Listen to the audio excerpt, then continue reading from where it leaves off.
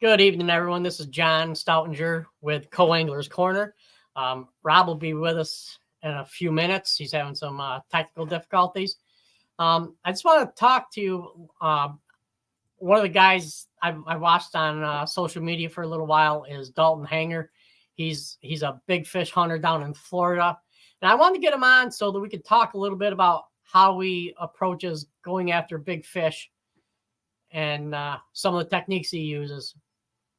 All right, so we're going to bring him on, and then when Rob gets straightened around, we'll get him on here as well.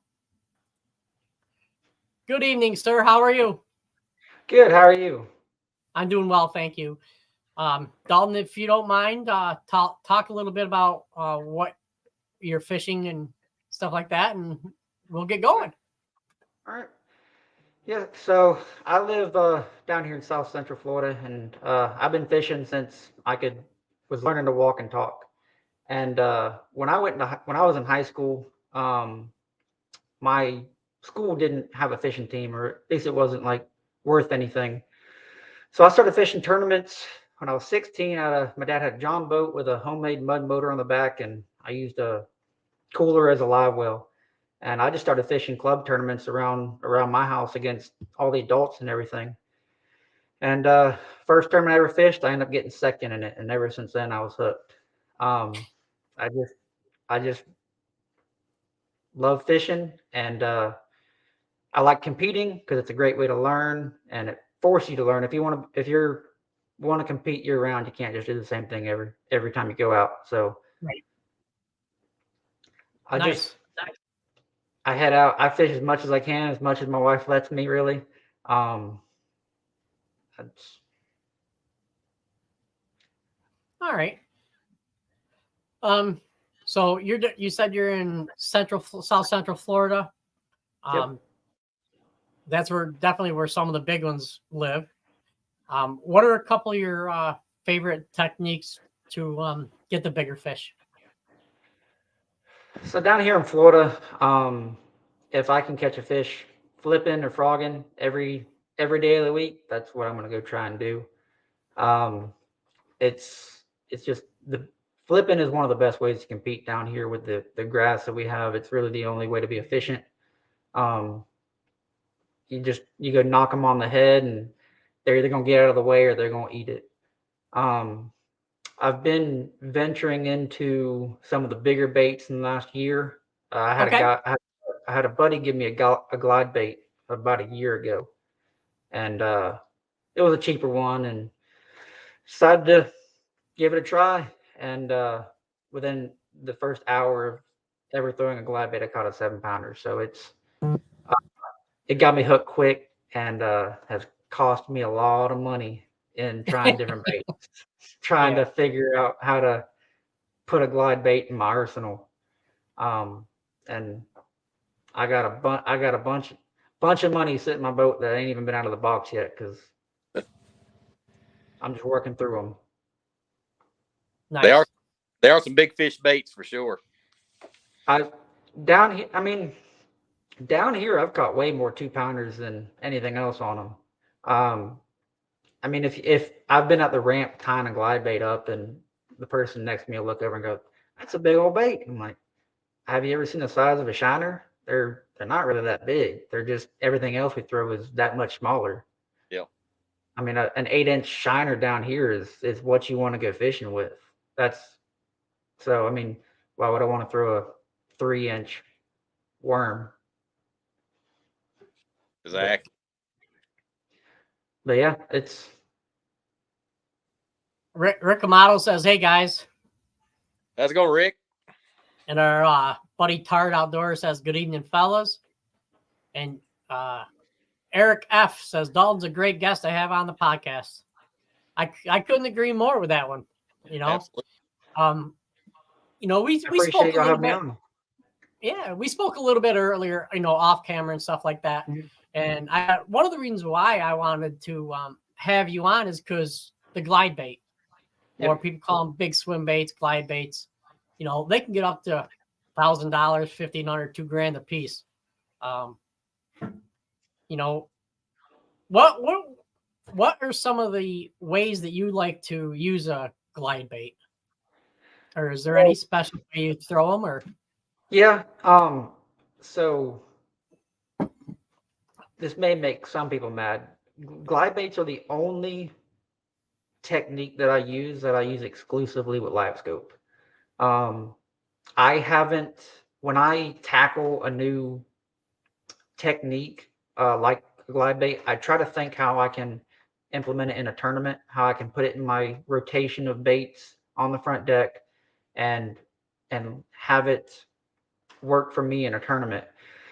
And going down the bank, just casting an 8-inch glide bait all day, hoping for 5 bites, typically just doesn't bode well for tournament fishing. So I've been trying to play around with it on how can I put it in a tournament. And the best way that I've been able to is to use it with live scope.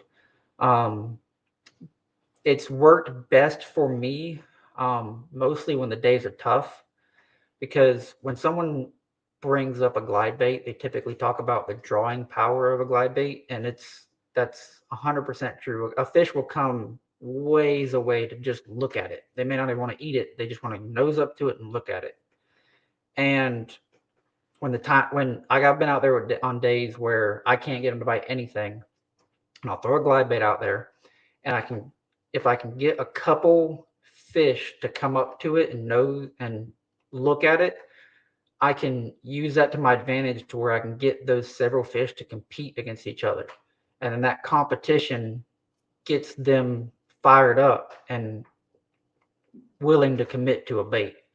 Um, when they wouldn't commit to anything, I'll throw glide bait's the last thing that I throw, because that drawing power will draw the whole school to your boat, and then it just messes up how they're set up. So it's usually the last thing that I throw in. But if they're not hitting anything else, you can draw them up and get them to compete against each other to finally commit to a bait. Or even if they don't commit to it, it can pull them out of cover, and it can pull them up off the bottom into a way that they are set up easier to catch, or set up to where you can present a more traditional bait close to them, and get them to bite where they wouldn't want to bite it if they're in that cover, or laying on the bottom. Okay. Because I just in a now don't get me wrong, they are big fish baits. There's some days that I want to go out there and just throw a glide bait all day and try and catch 1 8-pounder. Yep. But that I can't. I'm not going to pay an entry fee for a tournament and go fish like that. I'm trying to get 5 good ones, and Right. that glide bait may get one fish, but that one fish could be the deal maker in a tournament. Nice. Yeah, that's true. I mean, we saw, especially down in Florida, one double digit can go a long ways. Yeah, I mean, you catch 5 3-pounders and you got 15 pounds, you're one fish away from breaking 20. Yeah. Down here, one fish can make a big difference, especially this time of year when they're fat and they're healthy. They carry a lot of weight. Nice. Absolutely. And small town big dreams with Dylan says fish Dalton for years. Not only a good fisherman, but an all around good guy. Yeah, I got a bunch of buddies that are watching. They're all biting their tongue, trying not to say anything stupid. That's all right. We'll help you out, buddy. Yeah. Now, on water clarity, does that water have to be real clear, a little bit stained? What you found the best water clarity to be? It definitely. I do throw it more in clear water, because they can see it. Like, the only thing that a glide bait has is a visual clue. So like they don't. I don't like any glide baits that make any noise. Like they have to see it. So clarity definitely helps especially when you're pulling them from a long ways. I've thrown it in as little as 2 foot of visibility. And that's kind of where the live scope helps because you're putting that bait in a fish's face, Right. especially when the water's dirty. So they're gonna see it. But the water clarity definitely. If there's 6 inches of visibility, I'm not throwing a glide bait. Right. But 2 foot and up, definitely. I mean, they can a fish can see way further than you can in the water for sure. And with using live scope and just making precise casts, it definitely helps with getting them to react to that bait. Nice. Absolutely. Carrie Wood has a question. Is a glide bait strictly for bigger lake bait or any body of water? I think it more just depends on the bait fish. If you're fishing a pond that doesn't have any big bluegill or anything like that, then it may not work as well. A lot of the big glide baits that I try to focus on are all mostly gizzard shad colored. A lot of our lakes down here have a lot of big gizzard shad, and I think a lot of the big bass, especially out deep, focus on that kind of forage over um, like I've never caught a bluegill in 30 foot of water suspended.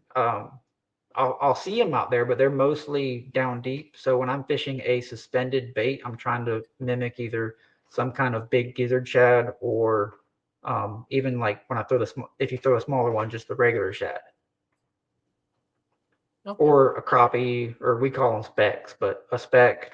The only time I've seen bluegill kind of suspended in the water is if they're sitting on brush. All right. Do you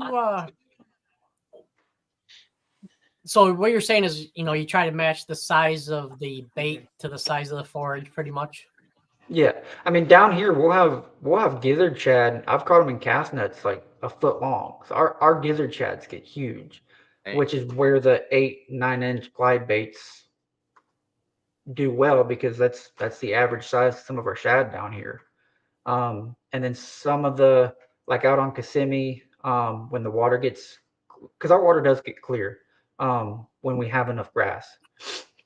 So especially during the spawn, you can throw those bluegill imitating glide baits that don't really sink. They hang out towards the surface more, and you can get a lot of fish to react to those as well. But I try to focus on like what's in the water, like what kind of forage are they looking for, or are they if they're bedding, what kind of forage are they mostly trying to fend off and things like that. Kind of matching words. Mm-hmm. Yeah. And some of the bigger baits that are like a shiner and a big gizzard shad, they don't have any spikes on them. Like they're a much easier big bait fish to eat than say an 8 inch bluegill or an 8 inch tilapia that have spines on them. Those bigger bass are gonna have an easier time targeting the big bait fish that go down easy versus I've seen plenty of 6 pounders with an 8 inch tilapia stuck in their gullet that the spine got through their mouth and they're bellied up because they can't swallow it. So when you're saying their spine, you're talking like their dorsal fin? Yeah, their dorsal fins and stuff like that. They'll get like a big 8 inch bluegill. They'll try and eat that, and if they get it the wrong way, it'll get stuck. And the big fish know that, so they're gonna those big baits. A lot of times they'll key in on the forage. It's just easier to slide down. Wow, I didn't never even considered that. Yeah. I know some guys that's found bass that like eat every bass, and they'll find them on the water, have a bass sticking out. That's crazy. I remember back in the day, we'd see like towards the beginning when the bass is kind of coming belly up from having something stuck in their throat. We'll sit there and do circles in a bass boat, one of us on the front deck with a net trying to net it so we can pull that fish out of its mouth and let it go. Right. Yeah. Steve has an important question for you. Can we get another screen for Dalton's mustache? Yeah, that's all work allows me to have. So I wear it with pride. There you go. Heard that. And Nicholas Dame wants to know what's your go-to for glide baits. So the one that I so far like the most is the Spro Chad. My best advice with shopping for glide baits is save your money and buy the expensive ones. I haven't found a glide bait under $65 that I like. A lot of the cheaper glide baits, they roll. So when you go to, I don't really reel them. I chop them. So it causes that bait to just slide side to side. And the cheaper ones, when they go to the side, they like to roll. And I've seen a lot of times, every time that bait rolls, that fish will swim away. Right. The more expensive ones that are built better, they stay true. And I get a lot more bites. You can get bit on the cheap ones. Don't get me wrong. But the first fish I ever caught on a glide bait was a $20 bait. So they'll eat it. But my great days are all on the expensive baits because they're balanced right. They don't roll. So the Chad's a good one. I say entry level. It's $65. I mean, that's for glide baits. That's entry level. And then I've been playing around a lot with the 6 cents draw. I haven't done too well on it yet, but I think that's more or less just because February in Florida, like our fish are running to the banks to spawn. So I haven't been on a good deep bite in like 2 months. So the glide bait for me has not been playing as much because I've been fishing shallow so much. And you can fish shallow year round down here, but I try to mix everything up. So there's a couple that I want to try. I just haven't. I'm waiting until summertime when the fish go back offshore before I go spend $150 on a bait, which is, as much as I love spending money on fishing tackle, it's not easy to do. Yeah. Eric wants to know, as far as your setup for the glide baits, rod, reel, line. So, the reel that I use is an old Curado from like the early '90s. It's just a spare reel that a buddy gave me it's a great reel. So, that's the one that I use. And then I use the Shimano, their SLX line of rods.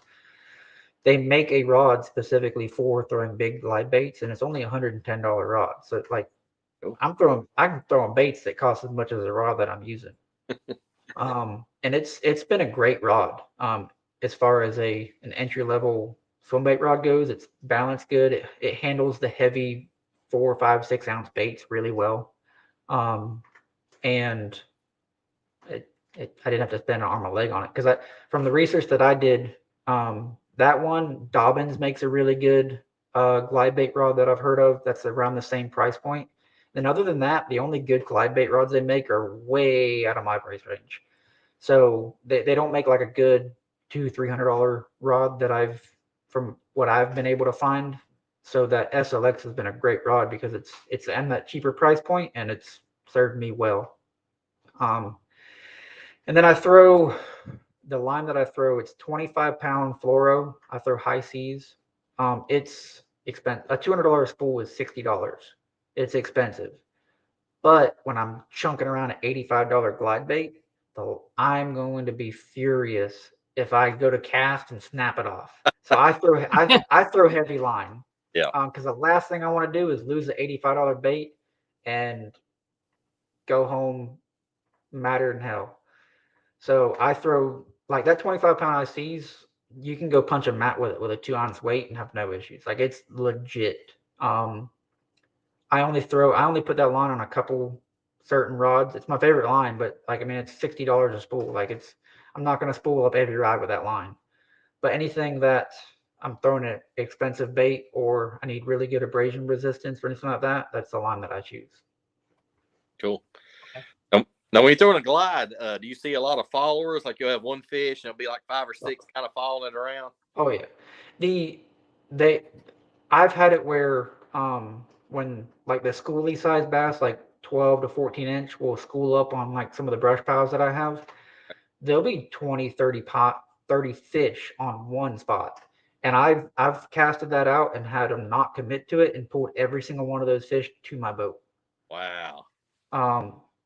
So it's when you get that like 2 to 4 following it, you can get those fish to compete and commit.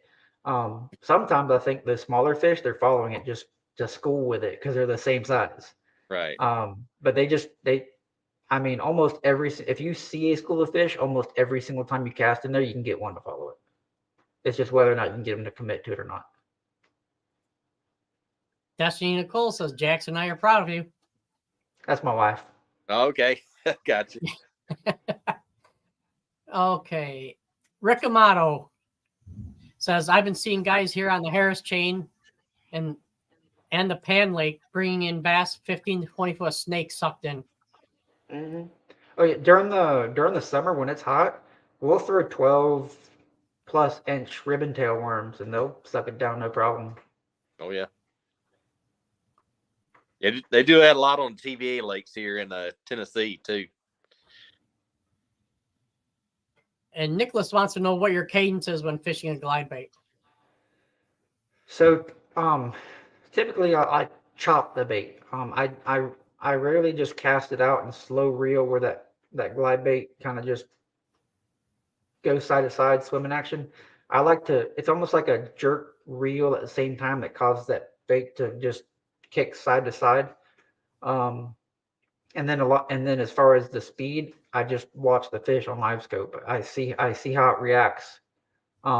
If it's nosing up to the bait a lot and not committing, I'll go like 1 or 2 real quick chops to get that bait to kind of scurry away from it. And a lot of times that's when I'll get my bite. But I try to get that bait to sit in front of their face as long as I can. So instead of reeling it through there, that chopping allows me to just let it sit there and just soak in their face. And the longer they look at it, the more irritated they'll get. And sometimes they just can't stand it and they'll commit to it. Almost like a walking spook back and forth. Yep. Almost. Just like that. Okay. The further I can get it to go side to side, the less it's going forward. So the longer it stays there in the strike zone. Right. So you're doing it more like a walking the dog action? Kind of. It's kind of like fishing a jerk bait, but there's more reel into it. So it's like a very subtle. It's like more like a pull reel. And so that way you can give that bait slack. So when you pull it, you can give that. So you pull it, gets that bait going forward, and it gets some slack, so it can taper off to the sides. It has line to do that. Do you go ahead? Go ahead. No, go ahead. I was gonna say I'm trying to get into some of the floating like multi-jointed baits and glide baits, so that way I can throw it up shallow around grass and stuff like that. And I just haven't been around. I don't think I've been around the fish to get that kind of bite yet. I think it's coming. There's a lot of fish heading shallow, especially during the spawn. They're looking for big baits to just smack away. So hopefully in the next few months I'll be able to play around with some of the floating stuff, so I can get away from only using it with live scope and keep it with me year round. Nice. Gotcha. Eric says he knows you fished the opens with good success. How often do you have a glide bait tied on in tournament days? So I fish the BFLs. I don't fish the opens. That's above my pay grade. But last year I didn't throw it. I threw it so last month's BFL kicked my teeth in. I struggled. Everybody struggled. I mean, the weights were awful, and I threw it. And the only condition that I've found that the glide bait hasn't done too well for me is high pressure and high sun, where those fish don't want to come up. That's about the only time that I can't get a fish to follow it. And I threw it on a Harris chain 3 weeks ago, and I didn't get anything to really. That's the nice thing about it too, is I can make 3 casts with a glide bait using live scope and go, oh, they don't like that, and set it down and grab something different. So I didn't throw it at all last year, because it wasn't until last summer that I started playing around with the glide baits.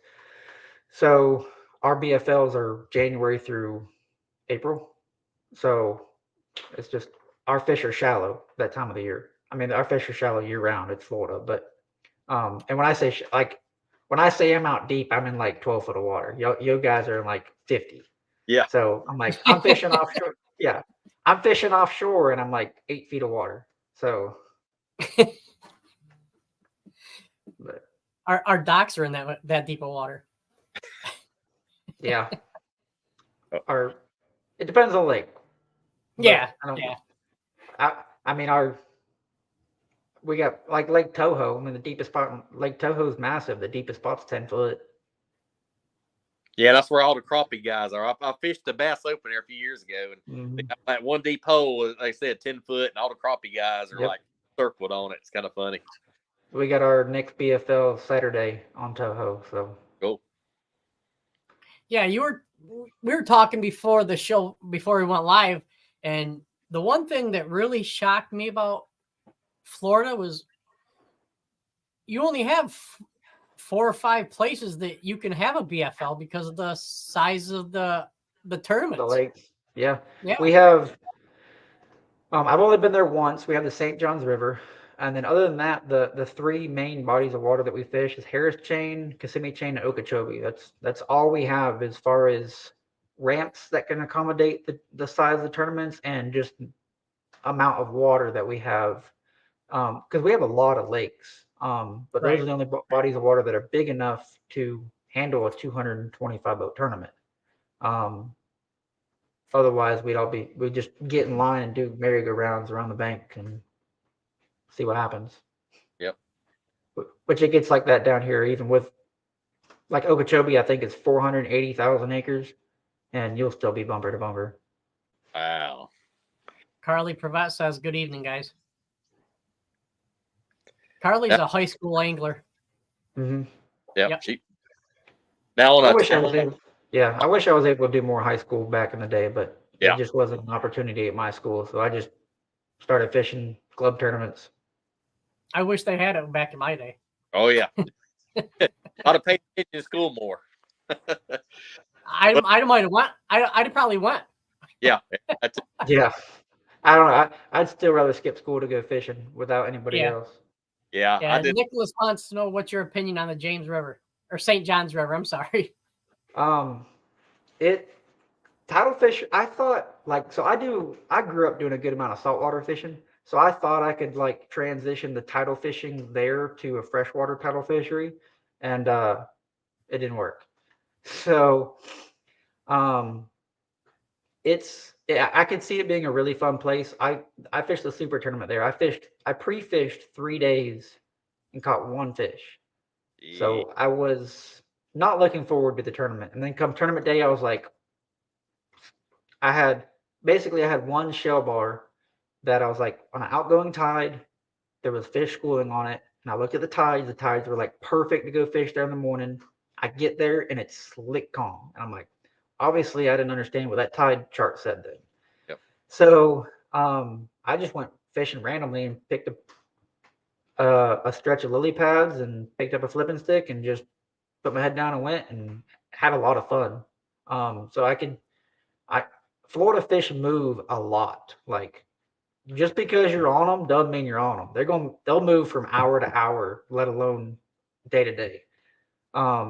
And I think a tidal fishery definitely makes that even worse. Nice. And Small Town Big Dreams with Dylan wants to know what's your favorite flipping bait in the winter. So my go-to is a D-bomb. It's a good size, and I think it's a happy medium in between kicking tails and a subtle bait. It's just, and my local store sells them in 25 pack, so I save money flipping them too. That's basically what I flip 98% of the time. Sometimes I'll throw something with a little less, depending on like water color, or water temperature mostly. Whether I want to get, if it's colder, I'll go to a like almost no action bait, and then During the summer months, I'll either put a punch skirt on it to make it look like a jig, or I'll go to a bait that has a little more kick to it. All right. When you're throwing that D-bomb, do you throw it on braid or fluorocarbon? Yeah. Braid? If I'm flipping, I will flip with fluorocarbon, but 95% of the time I'm flipping with 65-pound braid. There you go. And I like a half to 3/4 ounce tungsten, and then depending on the grass, I'll go up to an ounce, or if I'm punching, an ounce and a half. Sometimes when there's a lot of pressure, depending on the cover, I will flip with like 20-pound fluoro and like a 3/8 ounce weight, and just let it soak. It forces you to slow down to actually have the bait hit the bottom. And that's usually this time of year during the spawn, because down here during the spawn, you cannot fish slow enough, period. Like, you can spend 8 minutes per cast and still slow down and catch fish. So that lighter weight and the fluorocarbon really forces you to slow down if you want to keep bottom contact around our grass and stuff like that. And the fluorocarbon with the line sinking helps keep bait contact when you're using a lighter weight as well. Yeah, but use that braid and you set the hook, and it's like a weed eater. You see the grass go zoop. That's cool. I love setting the hook and just hearing. Yep. Just watch the grass. I love it. Yeah. But you definitely feel a difference, that fluorocarbon. Sometimes, well, that braid, I think you kind of lose it, and there's fish, there's weight, So it definitely. And a lot of times, if I'm flipping with fluorocarbon, I'm not trying to pull that fish out. I'm literally just stick them and go get them. Yep. Or eventually they'll work themselves out. Braid, I'm just cranking. I'm gonna get them to the boat. Fluorocarbon, I just kind of just lean into them, keep pressure, and go get them. Yeah, I learned that trick. Docks, you kind of keep pressure on them. A lot of times they'll swim out of the dock, and if you put too much pressure, they'll go up under the dock. So I'll trick up here for sure. They do the same thing in the grass. You just keep pressure, and they'll just try and wiggle around, and sometimes they'll wiggle themselves out, and you ain't gotta go get them. Cool, can't beat that. Nicholas wants to know, how different is it fishing in Florida than the rest of the U.S.? So in my opinion, it's a lot different. I've only fished for bass out of the state of Florida twice. The first year in the BFLs, I was a co-angler, and I made the regional at Lake Murray. And that was cool.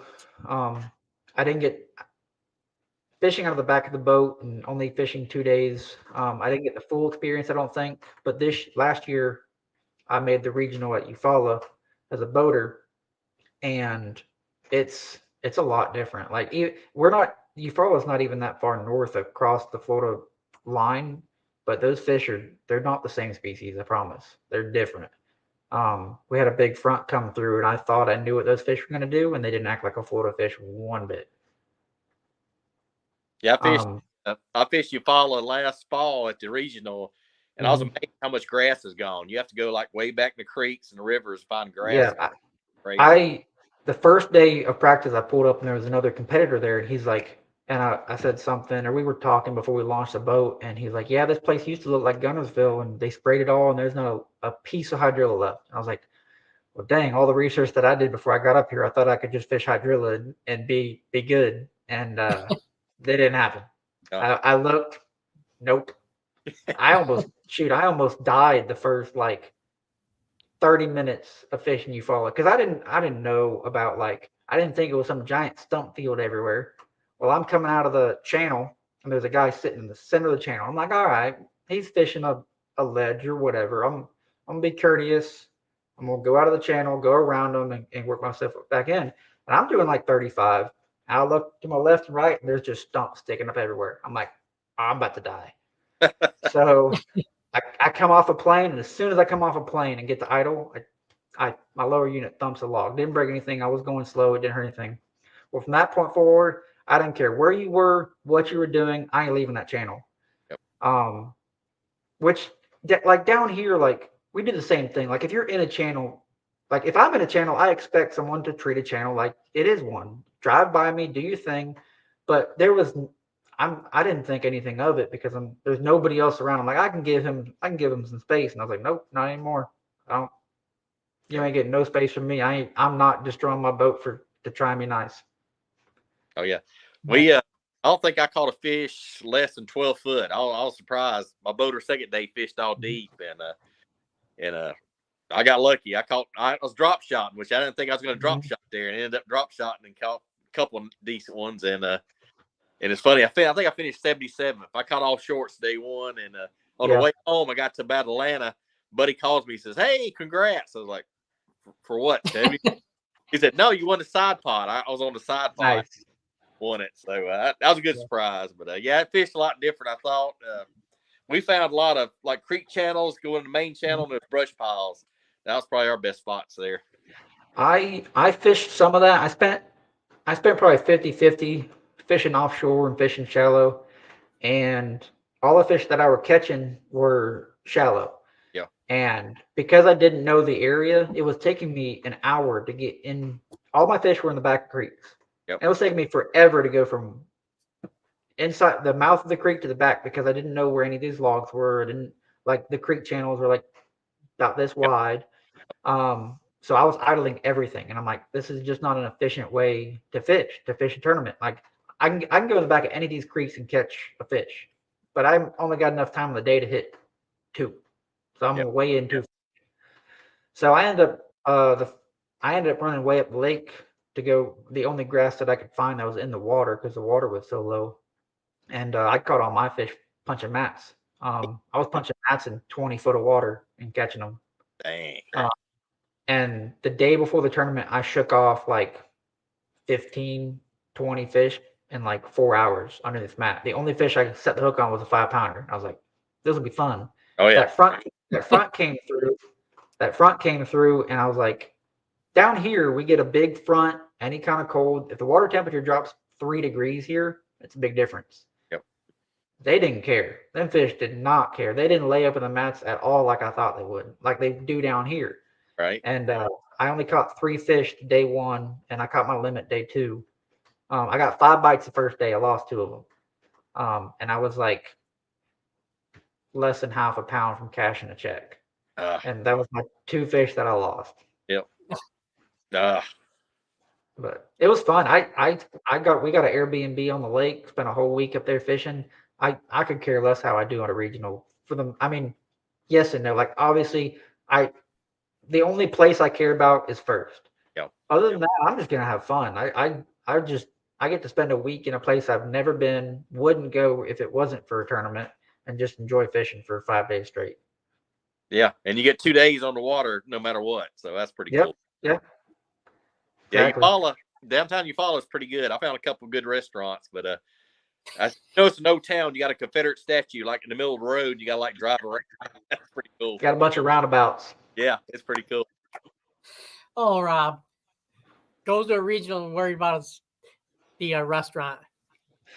They did have some good ones. They did. Yeah. I found them too. Yep.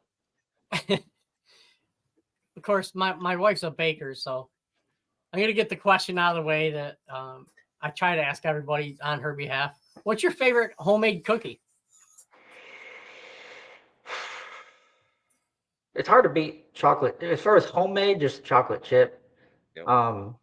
My favorite cookie is Oreo. I can kill a sleeve of Oreos in like 30 seconds. Yep. That's where that's my deal. That's your glide bait. Yeah. I gotta tell my wife not to buy them because if they ain't in the house, I'm good. But if they're in the house, they're gone. There's not a night that goes by that I ain't eating an Oreo if it's in the house. Yeah, the double stuff is the stuff. Yeah. Now, is there any other Oreo? Yeah. Nicholas wants to know, what's your go-to boat snack? It's hard to beat a good PB&J. Yep. I'll just go get a box of the Uncrustables or whatever they're called, and just have like 12 of them in the boat. There you go. They're easy, they're quick. Because in a tournament, I don't really eat like I'm gonna fish 20 like the entire if I'm not driving, I got a rod in my hand. So it's hard for me to eat in a tournament. Yep. If I'm eating, it's because I'm either giving up on the day or I got 30 pounds sitting on live well, and I don't care what the rest of the day happens. Or like me, I lose a big fish and I got to sit down and take a break. Okay. Settle like Well, that. this time of the year, like I said, you can't fish slow enough in Florida. So sometimes I'll cast a bait out and eat that, so that when my rod just sits there, and all of a sudden you just see your rod just taking off down the boat, down the side of the boat, and you got to pick it up and grab it. Bait hasn't moved in 4 minutes, and all of a sudden it's taking off.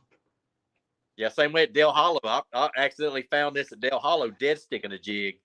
Threw a jig out there. Of course, I got a professional overrun. So I'm getting the loop out, crank it back up. Hey, 3-pounder. If you move the jig, they would not bite it. But if you let it sit there and soak, they would bite it. Mm-hmm. Well, our fish, like you can catch fish in my area spawning from like November through June.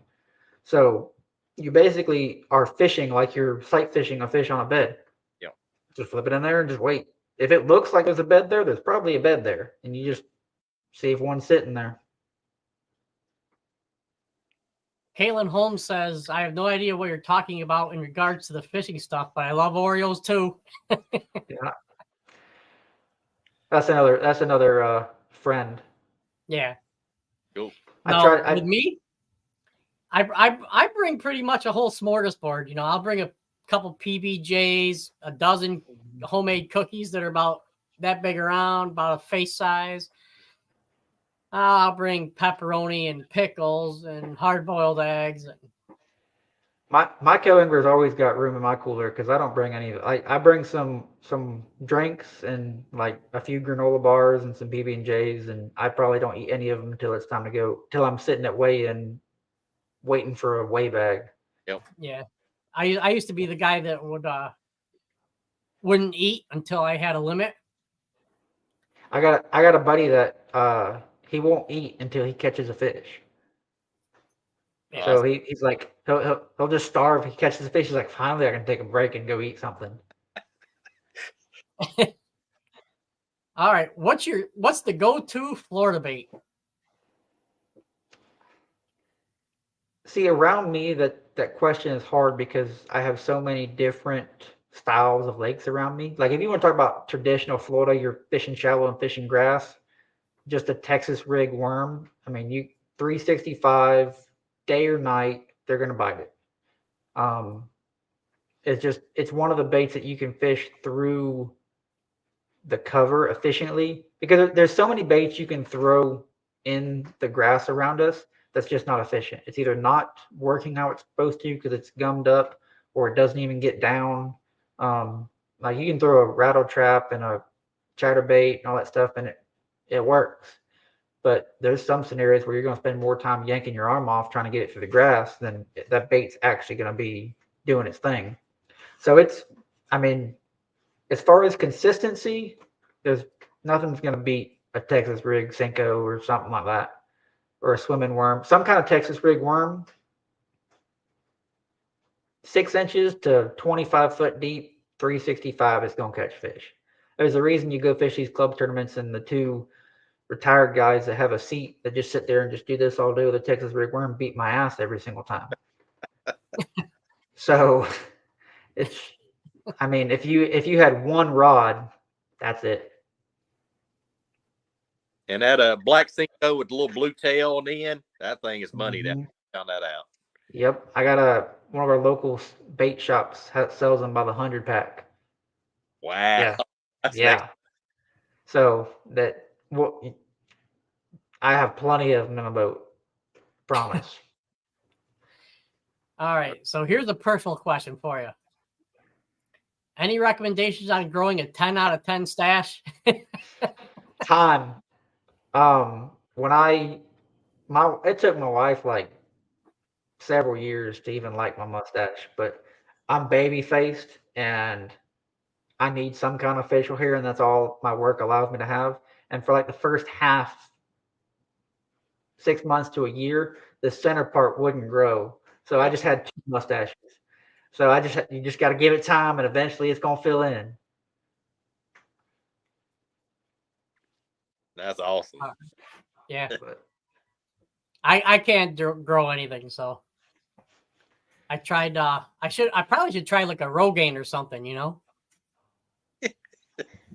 I wish I could grow more facial hair to hide this double chin of mine, but they won't let me. Just get some clear scotch, get some clear duct tape, and just. Yeah, I need to lay off the Oreos, and it'd probably go away. But hey, you got something, man. You got something. Hey, are you ready for some more grooming questions? Go for it. Eric wants to know: do you feel your fishing has improved or declined since getting rid of the epic mullet? Ooh. Yeah, so I used to have a mullet down like mid back, like and it gets hot. I don't know how women have long hair down here in the summertime, but I couldn't do it. So I had it for about a year or two, and I had to cut it off. It just got too hot. I'm like, we had a trip to go do some spearfishing and stuff. I'm like, I'm not gonna sit there and rip my hair out every time I put my mask on and stuff, and I just cut it off. I almost got it permed. I had an appointment to get it permed, and then I gave up and got it and cut it off instead. Well, it's funny because it's come back style. My 14-year-old Mhm. growing one, so it's funny. It's coming back around. Yep. I liked having it. I mean, it was cool. I spent too much time outside in the heat, and it's a lot. Long hair just ain't the deal. Yeah, I told him when he playing football, I said, yes, summer when you're doing 2 or 3 days, you'll want to get rid of it. Yeah, I would always have it in a ponytail, and what's the point of having have it in a ponytail if you're gonna have a mullet? So I just cut it. But now they have hats specifically made just for ponytails. Yeah, my work didn't allow me to have hair touch my collar, so I'd put it in a ponytail and stiff it underneath my hat, and you'd never even know I had long hair. I mean, I had a mullet like half like in between my shoulder blades, like it was long, and I just tuck it underneath my hat, and you'd never even notice. All right, let's try. I'm gonna try to steer this back away from back into the fishing aspect of it. So, you said you like throwing a frog. Okay, Mhm. I'm in the Northeast in New York, and I don't get a big chance to throw a frog. So when I go to Gunnersville or something like that, that's what I want to do. What are some of the tips you have for throwing a frog and actually getting the fish to bite and getting them to the boat? Because I get them to bite, I just can't get them to the boat. As far as that goes, just have a slower reaction time. To be honest with you, like let them eat it. Like a lot of times with a frog is you can't work it slow enough. Just let it sit. A lot of like down in Okeechobee, the guys will consider a frog fishing a lot like glide bait fishing, where it has a lot of draw power. So you cast it out there and you just twitch it and let it sit. Let them ripples go away, and just get some more ripples and just work it slow. Like it's going to draw fish up. And a lot of times they won't even hit it that hard. They'll just kind of suck it under, and you got to give them time to get that bait in, because a lot of times I've had them hit the tails off the back end of it a lot of times. Well, you got to give them time to get that bait back when they suck them tails down to get that hook in their mouth. And a lot of times they're just too small to eat it. So I lose a lot of small fish because they'll try and suck it down and they got a whole mouthful. Their mouth is wide open, and the bait and hooks just don't get in their mouth. So just a real good one is just, I've had plenty of times where I'm just not paying attention. I'm BSing with my buddy, looking around like, oh, that's cool. Look back, and I'm like, the frog's gone. All right, guess what's the hook? Lean into them, and they got it every time. Yeah. Nicholas wants to know how long is too long on the hook set. Well, I mean, you want to have them feel it. Like it's a lot it's just like you're fishing a worm. You feel that thump, and then you're like, oh, they got it. Same thing with a frog. A lot of times they'll eat it, and then you're like, okay, there's some tension. I can lean into them. It's not like we fish a lot of swim baits and like a horny toad, stuff like that on top, where they eat it a lot better. Well, that bait is soft, so it folds up, so they can eat it and get that swim bait or whatever in their mouth. A frog's not going to fold up, So they have to position it and they have to get it. Otherwise they got it by the lips. That hook's not in their mouth. So have them eat it and then either feel them like, it sounds like I'm making it like it should be a long time. Like it's like 3 count, like 1, 2, 3, and they probably got it. So it's like by the time you adjust, reel down, step back, that 1, 2, 3, they probably got it. Yep. But if you set the hook half a second afterwards because you jump and yank the rod, you're gonna rip it out of their mouth every time. Probably at least for me. Yeah, that toad fun is fun. That toad fishing is fun. That's what I like doing. Yeah. Yeah. Eric says you and Eric and Dalton had a combined 90 bass in 5 hours frog fishing. Never big frog fishing that day. And his system for frogs works well. I've never heard of this lake, Oneida, in New York. Yeah, that's my buddy from Pennsylvania. He comes down every spring, and I took him out. And down here, a frog works really well on spawning fish. If our fish they just can't stand having something sitting over their head. So you can just sit. I mean, it was stupid. I mean, I'd power pole down and catch 20, and then I'd pick power poles up, move 10 feet forward, put power poles down, and catch another 20. It was dumb. And that frog's really well. Nicholas wants to know what's your preference in frog, horny toad or spro popping frog? So I'm actually on Toad Thumper's pro staff. They make a really good frog. Their frog's really soft. Okay. So it helps that hookup ratio. It has one of the better hookup ratios in frogs that I've found. The popping frog, the spros, popping frogs are really, they get bit. They're not, I'd much rather a hollow body frog than like a horny toad. But I like the popping frogs the best. But the mouths would always tear on the spros after like 5 fish. So you need like 30 of them in the boat some days. The Toad Thumpers are the softer plastic, so I think that plastic gives more and it doesn't tear. The downside to them is if you get a gar or a mudfish to eat them, they're automatically ruined because the teeth just cut them open and they suck up water. But I probably the majority of the time I'm fishing a popping frog. And then depending on if it's dead calm, I'm usually using a regular hollow body. But if there's a little bit of ripple in the water, I go to a popping frog. Okay. All right. Well, we're at the point of the day where, or the episode where I'd like to let you give a chance to do your shout outs and talk about any pro staff or sponsors you want to do. So take it away, buddy. Yeah. So my only like real sponsor is a restaurant here in the Frostproof area where I live, Frostbite. They paid for my entry fee to go to Eufaula. So if you're looking for a great place to eat, they're great people here in the Frostproof area. They have good ice cream.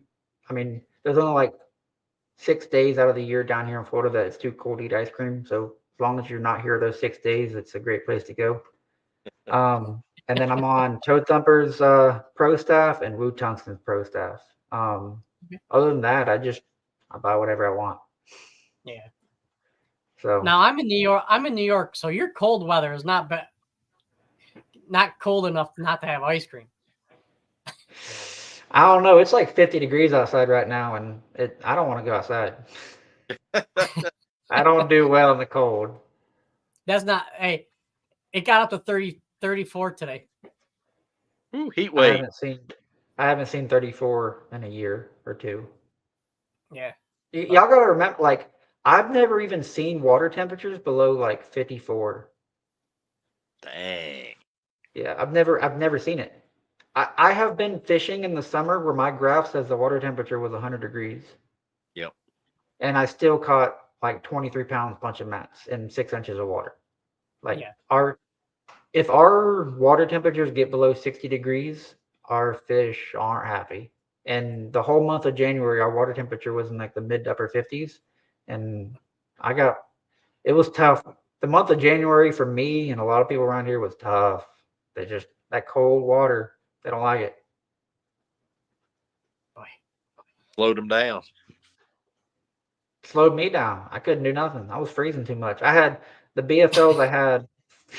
It was like I think it didn't. It was like 50 degrees all day, but it was like high 30s the morning of the tournament. I had thermals, a long sleeve shirt, jeans, 2 jackets, bibs, hand warmers, and feet warmers. And it was 40. I was never cold, but I wasn't exactly warm either. Hey, at least you're comfortable. I have to agree with Eric here with this question. You need to get up to PA with due north to experience some cold water fishing. I mean, I've had buddies that have been trying to get me to come ice fishing for a couple of years now, and I still ain't showed up. To be honest with you, I'd probably just get too drunk ice fishing. I wouldn't catch anything. I think that's what it is, isn't it? Yeah. Antifreeze. No, I'll come up there during the summertime and show you how to catch fish in warm water. It's not warm water though. I mean, 70s. Yeah. I mean, our summertime water temperature is 90s. Yep. So yeah, we're 70s, low 80s up here most of the time. Well, in the summer, I should say. Right now it's probably 30, 32. No, thank you. I don't own enough clothes. I own 2 jackets. I own a fishing jacket and a hunting jacket, and they're both like this thick. I don't do well in the cold. Oddly enough, there's clothing stores up here. Yeah. I did some hunting in Montana like 2 years ago, and I was like, I know I don't have enough clothes for it, and nobody around here sells clothes for hunting up north. So I just waited till I got into town and went to the store and got clothes to hunt in. Because there's nothing around here that's gonna have it. I mean, it's like 9 months out of the year you can't even go to Walmart and buy a jacket here. Dang. I remember I want to say 20 years ago, my brother lived in Florida, right outside of Tampa in Largo. Mm-hmm. And I went down there for Thanksgiving, and I was in shorts and a short sleeve shirt. There were people bundled up in winter jackets. I'm like, that was probably me. I'd walk around and people were like, are you from New York? Yeah. Could be. Yeah, it's. I'd rather sweat. I'll be okay. It's going to warm up soon, I hope. Oh, you know, the good thing about the cold though is you can stay inside where it's warm. Yeah. Same thing with the heat. They make air conditioners for a reason. Yeah. Yep. My brother's favorite pastime was walking through the malls that had free air conditioning, he would tell me. Oh, that's funny. Carrie Wood wants to know what's the coldest water temperature you've seen in Florida? The coldest I've seen in fish was 54. I've never seen anything colder than that. Wow. And there's plenty of years that it doesn't get below 60. We have to have the thing here is like we get cold, but it usually warms up. Like, yep. and the water doesn't get down too cold. But the month of January wasn't ever that. Like we had cold fronts, obviously, but the nights stayed cool consistently, and that's a lot. That's what determines our water temperature a lot down here is how the nights are, because our water temperature will change 10 degrees during the day during one 24-hour period. So if the nights get cold and stay cold, our water never warms up because it only has a chance to warm up a few degrees during the day, and then it just cools right back down at night. So as long as we have those warm nights that doesn't cause the water temperature to drop, our water temperature can keep rising. Gotcha. All right. Well, Dalton, we're about an hour into this. I appreciate you coming on, talk to us. I learned a lot, and I'm gonna head over probably tomorrow or so over to our YouTube channel so I can watch this again and get some tips on glide baiting, because that's something I want to learn how to do, because not too many people up here do it. Yep. You know. Yep. I'm not going to They say I'm make going all to go different for sizes too. Yeah, I'm not going to say I'm going to go for a 8 or 10 inch glide bait, because shoot, a lot of the fish I catch up here are 8 or 10 inches. John could go get a Yeah. Huddleston, can he? He can go out and get a Huddleston. Yeah. Yeah. I don't make your money there, Rob. Yeah, right. Yeah. So, So all right, buddy. Well, thank you very much, and yeah, have a I good appreciate night, y'all buddy. having me on. All Hey, right, man. not a problem. You take care. Tell the family we all said hello, and be safe I will. out there. Stay away Thank from the you. stumps. Yes, sir. All right, thanks, Dalton. See y'all. All right, see you, buddy. All right. Yeah. That was definitely a pen and paper episode. Oh yeah, I'll be reviewing that, because that's I'm like you. That's part of my game. I need to, especially after watching Ben Milliken, some of his stuff. It's like, yeah, I got to get better at that. Yeah. All right, sir. Well, I'm gonna hit the exit, and I'll talk to you in a little bit. All right, man. See you, buddy. All righty. Peace out, everybody. Take care. Be safe.